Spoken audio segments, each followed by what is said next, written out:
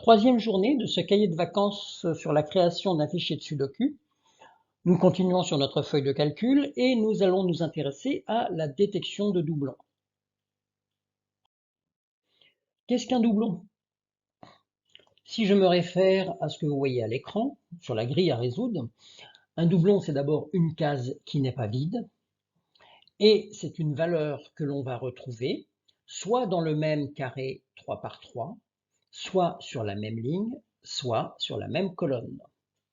Donc si l'on fait la somme de la présence de la valeur, nous devons la trouver une fois sur la ligne, une fois sur la colonne, une fois dans son petit carré, donc nous devons obtenir un résultat de 3. Si je prends l'exemple des valeurs 2 qui sont sur la grille à résoudre, nous voyons que ces valeurs apparaissent deux fois dans le petit carré 3, 3. Par contre, elles n'apparaissent qu'une fois en ligne ou en colonne. Donc le résultat sera de 4. Donc je peux dire à ce niveau-là qu'il y a un doublon.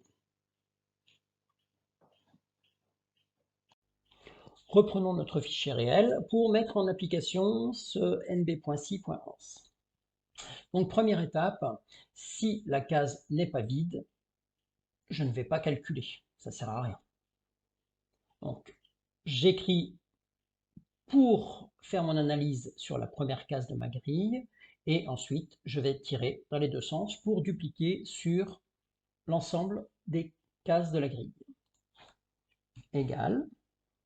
Donc si ma cellule est vide, alors je ne fais rien. Sinon, je vais mettre un C, ça veut dire qu'il faudra que je calcule. Formule de base, on voit que ici j'ai un 1, je calcule.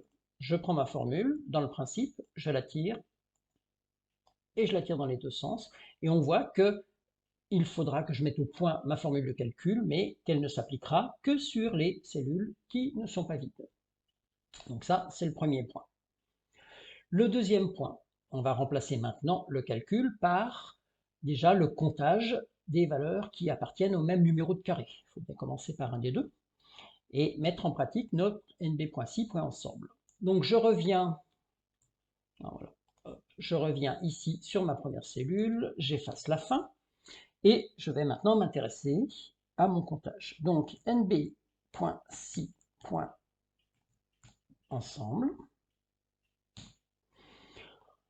La plage du critère, nous avons fait une copie de la grille que nous avons appelée ma grille. Donc, je prends ma plage, voilà, et je lui dis que je veux compter le nombre de 1, puisque je m'intéresse à la première valeur, qu'il y a sur la grille.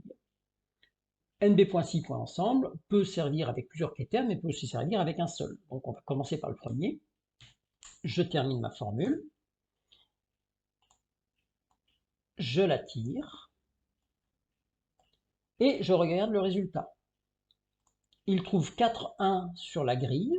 1, 2, 3, 4. Il trouve 2, 3. Il trouve 2, 2. Il trouve 2, 4. Et là aussi, pour les 1, à chaque fois, il m'indique qu'il en trouve 4. Donc, mon approche commence à être intéressante. Maintenant, ce qu'il faut, c'est non pas compter les 1 sur toute la grille, mais compter les 1 dans leur petit carré. Je reviens sur ma première cellule et je vais donc ajouter un critère. Pour ce deuxième critère, je vais prendre ma numérotation de carré, ici. Donc, je vais regarder ce qui se passe sur la grille où j'ai mes numéros de carré et je vais comparer, en fin de compte, ce que je vois avec le numéro de la case de la cellule que je suis en train d'analyser. Donc, c'est la première en haut à gauche, ici. Donc là, vous voyez, je vais compter les cellules dans la grille qui ont la même valeur que N2 et le même numéro de carré. Je fais Entrée, je tire et je tire. On voit donc bien qu'ici, on a détecté pour l'instant un doublon pour le 2. Tous les autres ont une valeur 1. Ce que j'ai fait sur les carrés, je vais le faire sur les lignes et je vais le faire sur les colonnes. Donc, là aussi. Comme nous avons bien préparé notre fichier, nous avons nommé ici mes lignes et nous avons nommé au-dessus, en dessous mes colonnes. Je vais donc récupérer toute cette partie-là, CTRL-C pour la copier. Donc j'ajoute, CTRL-V, ma grille N2, ça ne change rien. Est-ce que la valeur 1 est dans ma grille? Et ici, je vais passer à mes lignes. Par contre, la valeur de la ligne n'est plus en N25, la valeur de référence, mais elle est en N35. Soyons fous, plus, CTRL-V, mes colonnes. Et comme la vie est bien faite, 25, 35, 45. Entrée. Je tire. Je tire. Donc ce que l'on constate ici, c'est que le 1, il n'y a pas de doublon. On le voit sur toutes les cellules 1, toutes les cases 1. Et par contre, pour les autres, j'ai des doublons puisque je suis supérieur à 3. Voilà donc l'utilisation. Amusez-vous à bien la comprendre. Pour ceux qui ne la connaissaient pas, voilà l'utilisation du nb.si.ensemble. Pour réaliser un comptage dans une zone avec plusieurs critères, la fonction à utiliser est nb.si.ens. Si par hasard vous ne la connaissez pas, je vais vous la présenter succinctement, mais référez-vous à la doc Microsoft pour plus de renseignements. Donc il nous reste maintenant à visualiser ces doublons.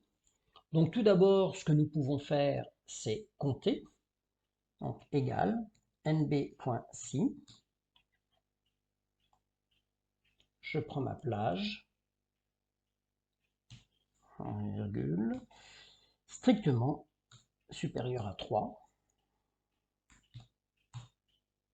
Et j'en obtiens 6 normalement.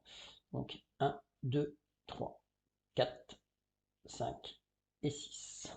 Voilà. Il ne nous reste qu'à rendre ces doublons visibles, donc toutes les valeurs qui sont strictement supérieures à 3. Pour cela, nous allons utiliser les mises en forme conditionnelles. Je sélectionne la zone, donc la grille qui correspond au doublon, mise en forme conditionnelle, règle de mise en surbrillance. J'imagine que je peux utiliser supérieur, donc je vais faire supérieur non pas à 3,5 mais à 3.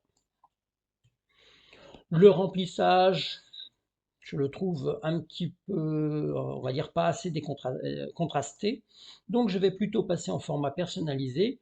Je mets bien un remplissage orange et je garde une police en automatique, pourquoi pas, et je fais OK. Je m'aperçois donc qu'en orange, non seulement les cellules supérieures à 4, mais aussi les cellules vides apparaissent, puisqu'effectivement, lorsque l'on fait des comparaisons, une cellule vide est supérieure au nombre.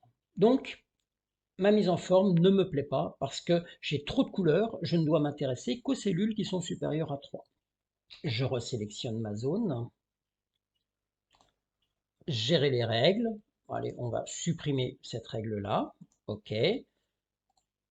On repart dans les règles de mise en surbrillance et je vais utiliser la fonctionnalité entre. Je vais donc sélectionner entre, allez, on va dire 4, puisque là, donc ici, et puis on va mettre par exemple 9, puisque je ne peux pas aller au-dessus de 9 possibilités. Donc normalement, vous voyez, l'aperçu me montre que je n'aurai plus de mise en forme conditionnelle sur les cellules vides. Même chose, personnalisé, remplissage orange, OK, OK. Et voilà, ma mise en forme conditionnelle est au point et j'ai réussi la gestion de mes doublons. Les doublons étant détectés, à la prochaine page de notre cahier de vacances, nous commencerons à nous intéresser à la gestion des possibilités, donc case par case de notre grille et chiffre par chiffre de 1 à 9.